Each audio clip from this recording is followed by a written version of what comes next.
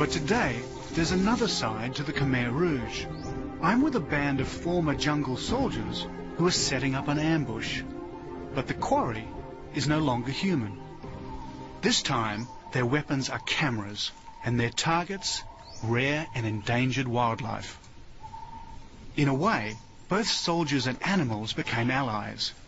While the Khmer Rouge hunted the wildlife, they also kept everyone else out of the jungles, which preserved the habitat of a huge number of endangered species.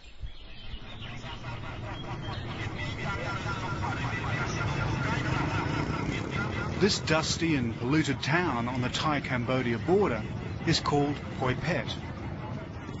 Only a few months ago, it harboured one of the most notorious rare animal markets in Asia. To enter this illicit world, I need people who have access, experienced guides who know their way around the jungles and the former domain of the Khmer Rouge.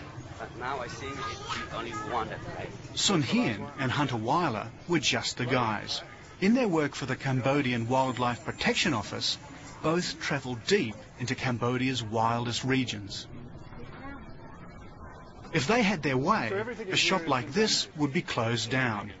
One way of saving endangered animals is to stop the illicit trade in rare animal parts.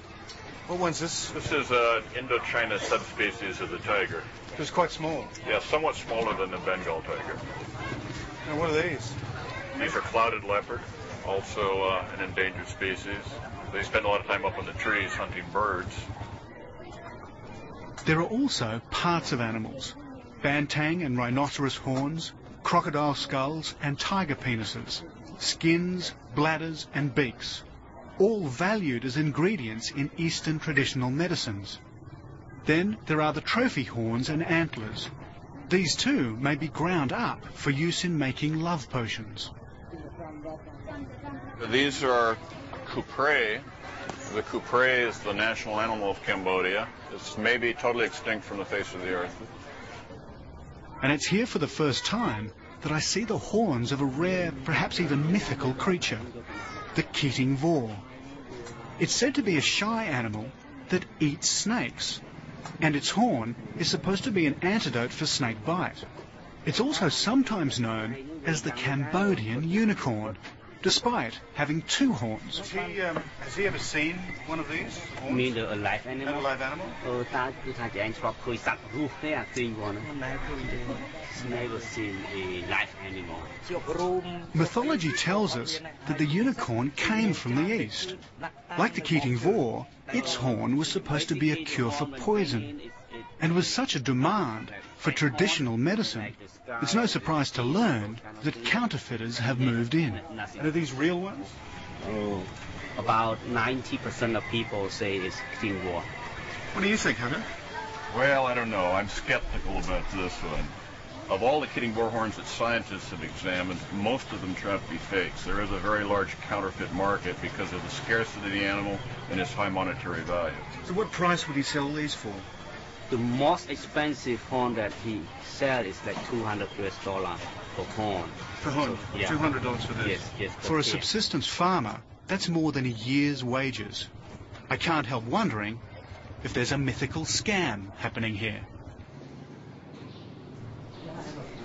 Yeah, I have a friend here, and he's trying to draw a Keating Vor. In an effort to convince me, Sun Hien takes me to meet an artist friend who can give me some idea of what this Cambodian unicorn looks like. On the wall, I see a poster of rare and endangered animals. Amongst them, a Keating Vor. Let's just call it a two-horned unicorn so we know where we are. This is one of his references. The other is a set of horns, but knowing how many fake horns there are, maybe he also needs a little imagination.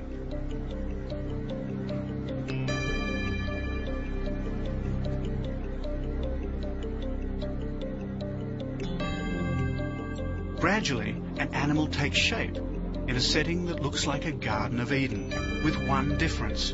The snake gets eaten by the two-horned unicorn. So do you think it exists in the jungle somewhere?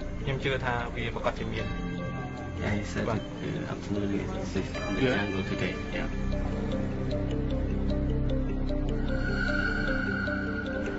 Both Sun Hien and Hunter are driven by a passion to protect endangered animals.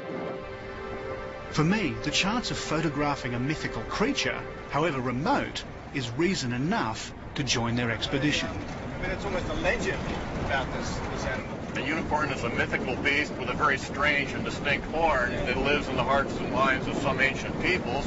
It's maybe like Cambodia's unicorn, only in this case, this unicorn may actually exist. I think so. But they've never brought any body or skins or anything like that. So it's very hard to believe in some ways.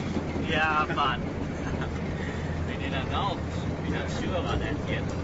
Because the animal...